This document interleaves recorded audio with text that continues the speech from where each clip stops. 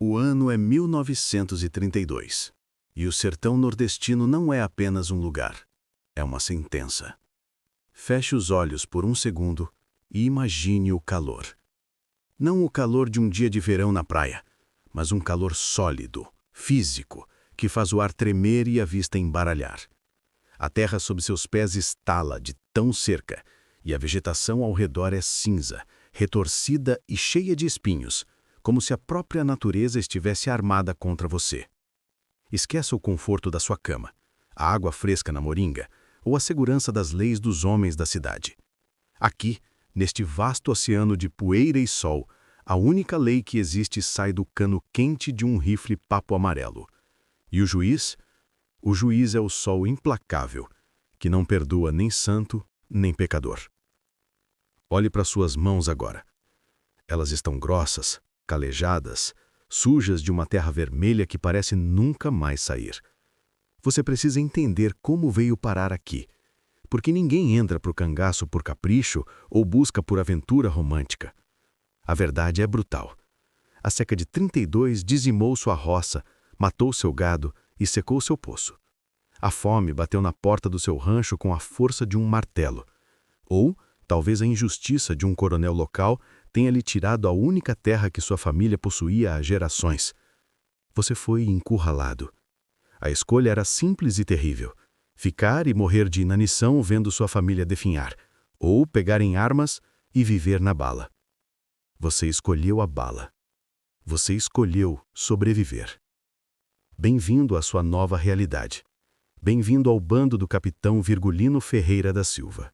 Bem-vindo ao cangaço. Sua primeira lição de sobrevivência começa agora. E ela dói. A sua identidade anterior, seu nome de batismo, sua vida pacata, tudo isso morreu no momento em que você pisou neste acampamento. A partir de hoje, você é o que você veste. E o que você veste é a sua armadura. Receba o seu gibão. Sinta o peso dele em suas mãos. Esse couro é grosso, curtido de forma rústica, rígido como madeira. Ele não foi feito para ser bonito. Foi feito para que você possa atravessar correndo o mar de Xique-Cheque e Mandacaru sem ter a pele rasgada em tiras pelos espinhos da caatinga. Mas há um preço alto por essa proteção. Debaixo desse sol de 40 graus na sombra, esse traje funciona como um forno industrial. Você vai cozinhar vivo aí dentro. O suor vai escorrer por lugares que você nem sabia que existiam, e a desidratação será sua companheira constante, sussurrando no seu ouvido a cada passo. Agora, o peso real. Cruze as cartucheiras no peito. Sente como as tiras de couro cortam o seu ombro? Elas estão pesadas, abarrotadas de munição de fuzil e pistola. Junte a isso o seu mosquetão, o punhal de 30 centímetros na cintura, o bornal com farinha seca e rapadura e o cantim de água morna. O peso total do seu equipamento passa facilmente os 30 quilos. E não se engane, você não vai carregar isso caminhando tranquilamente. Você vai carregar isso correndo, rastejando, subindo serras de pedra afiada e fugindo, dia e noite, sem o direito de reclamar. Se você parar, você morre.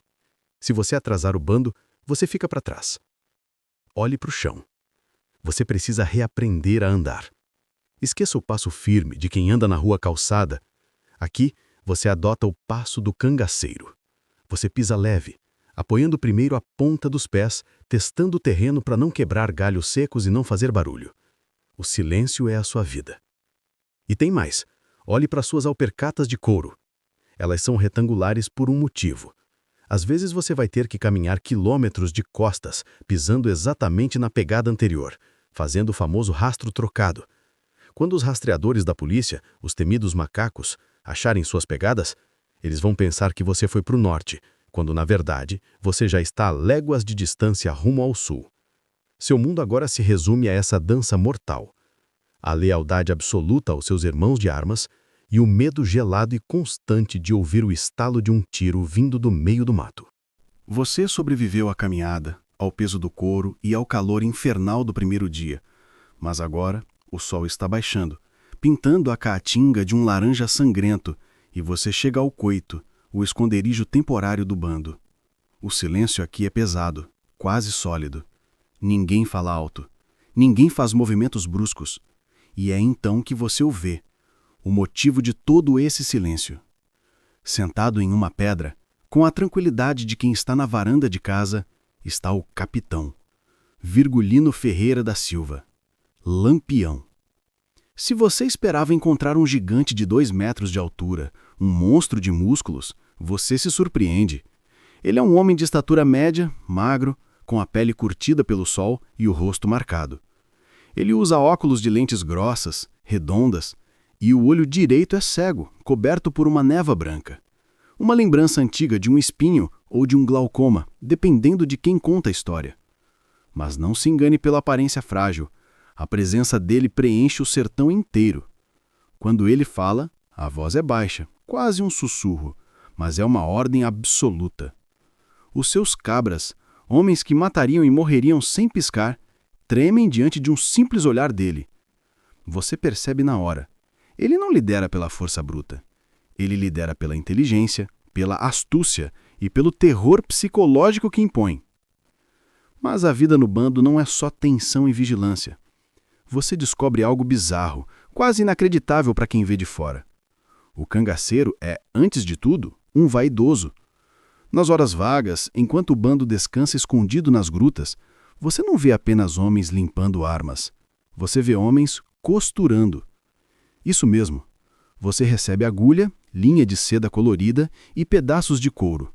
A sua armadura precisa ser bonita. Vocês bordam flores, estrelas de 8 pontas, símbolos do zodíaco e arabescos no chapéu, nas bornais e nas alpercatas. É uma contradição fascinante. Os homens mais temidos do Brasil, assassinos brutais, sentados em círculo, bordando delicadamente seus equipamentos como se fossem alfaiates de luxo. Por que isso? Porque no cangaço a estética é poder. Quanto mais enfeitado o cangaceiro, mais antigo, mais rico e mais perigoso ele é. Você quer que o inimigo veja o brilho do ouro e da prata no seu chapéu antes mesmo de ver o seu rosto. É uma forma de dizer, eu sou o rei deste sertão. E então o sino imaginário toca. São 6 horas da tarde. O sol desapareceu. O bando para tudo o que está fazendo. Todos tiram o chapéu. Os rifles são colocados de lado ou seguras com uma das mãos, enquanto a outra faz o sinal da cruz. É a hora da reza.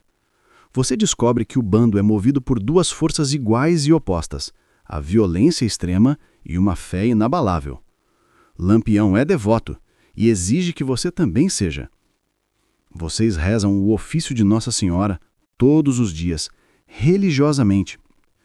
Você aprende a costurar patuás e orações dentro do forro da sua roupa, pedaços de papel com rezas bravas, medalhas de Padre Cícero, símbolos místicos como a estrela de Salomão e a cruz de Malta.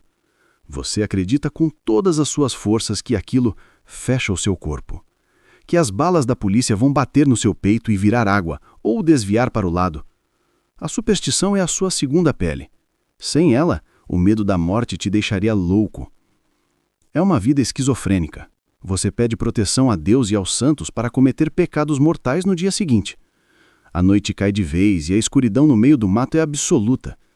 Não se acendem fogueiras, a não ser que seja extremamente necessário, e em buracos no chão, para esconder a luz. O cheiro de fumaça pode atrair a volante a quilômetros de distância. Você vai dormir, mas o descanso é uma mentira. Lampião é paranoico, e essa paranoia é o que mantém vocês vivos. Ele não fica no mesmo lugar 2 noites seguidas. Às vezes ele ordena que o bando levante acampamento às 3 da manhã, sem explicação nenhuma, guiado apenas por um pressentimento, um faro de perigo. Você dorme no chão duro, abraçado à sua carabina como se fosse uma mulher com o dedo perto do gatilho. Qualquer estalo de galho seco, qualquer pio de coruja fora de hora, pode ser o fim. Você fecha os olhos, exausto, mas os seus ouvidos continuam alerta. A paz no cangaço é apenas o intervalo entre 2 tiroteios, e enquanto você tenta cochilar, ouvindo a respiração pesada dos seus companheiros e o vento uivando na caatinga, você sabe que em algum lugar daquela escuridão, os macacos estão vindo, e eles não vão parar até verem sua cabeça separada do seu corpo.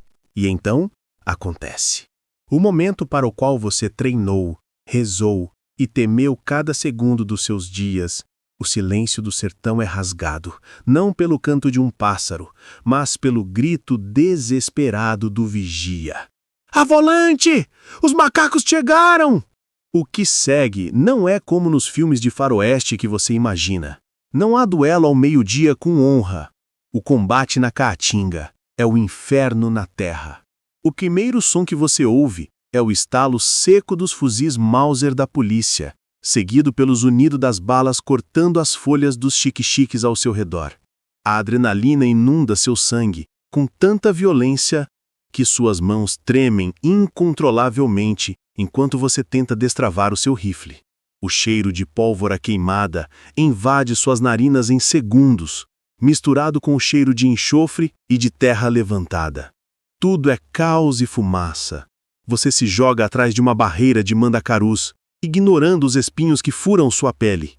Na guerrilha do cangaço, você não vê o inimigo. Você vê apenas os clarões dos disparos deles no meio do mato cinza. Eles são fantasmas caçando fantasmas. Lampião grita ordens rápidas, secas. Vocês não lutam para ganhar território. Vocês lutam para abrir um buraco no cerco e fugir. A tática é bater e correr. Atirar para matar, poupar munição e desaparecer na poeira. Ao seu lado, você vê a realidade daquela reza forte ser testada. Um companheiro que ontem costurava uma estrela de Salomão no chapéu, jurando ter o corpo fechado, cai com o peito aberto por uma bala. Não há mágica aqui. A carne humana não aguenta o chumbo quente. Os gritos de dor se misturam aos tiros. Se você for ferido, a situação é desesperadora. Não há hospitais. O tratamento é cachaça na ferida, fumo de rolo para estancar o sangue e ser arrastado pelos companheiros. E você sabe o que acontece se você ficar para trás. Essa é a parte que te dá mais medo do que a morte. A captura. A guerra do cangaço é uma guerra de troféus. Se a volante te pegar vivo, você vai implorar para ter morrido no tiroteio. E se te pegarem morto, bem, a sua cabeça vai virar um prêmio. Eles cortam as cabeças dos cangaceiros com facões de mato, salgam como se fosse carne de sol e as exibem nas escadarias das igrejas e nas praças das cidades como aviso. Você já viu isso acontecer com amigos. A imagem da cabeça de um irmão de armas apodrecendo em uma estaca é o combustível que faz você correr mais rápido do que as suas pernas aguentam. O tiroteio cessa tão rápido quanto começou. O bando conseguiu romper o cerco. Vocês correm por léguas, respirando aquele ar quente e seco que queima o pulmão, até que a segurança da distância permita uma pausa. O sol se põe novamente, pintando o céu de roxo, indiferente ao sangue derramado. Você está vivo. Mais um dia. Você olha para o seu bornal. Talvez você tenha roubado anéis de ouro, colares de pérola ou contos de réis de uma fazenda invadida. Você carrega uma pequena fortuna no bolso. Mas pare e pense. De que serve isso? Você é rico, tem fama de lenda, o povo canta música sobre o seu bando. Mas você não pode entrar em uma venda para comprar um pão. Você não pode dormir 2 noites na mesma cama. Você não tem um lar. Você entrou para o cangaço fugindo da miséria, buscando justiça ou vingança contra os poderosos. Você encontrou uma irmandade forjada no aço e na pólvora. Mas no final das contas, enquanto você limpa a fuligem do rosto e olha para o horizonte infinito e hostil do sertão, a ficha cai. Você não é um rei do cangaço. Você é um prisioneiro da liberdade que escolheu, condenado a caminhar para sempre, fugindo até o dia que a sorte acabar, ou até o dia em que a bala da volante encontrar o caminho do seu coração. Essa foi a vida no bando de Lampião. Violenta, curta, gloriosa e terrível. Olhando para tudo isso agora, com a poeira da história assentando sobre os túmulos esquecidos da Caatinga, resta apenas uma pergunta.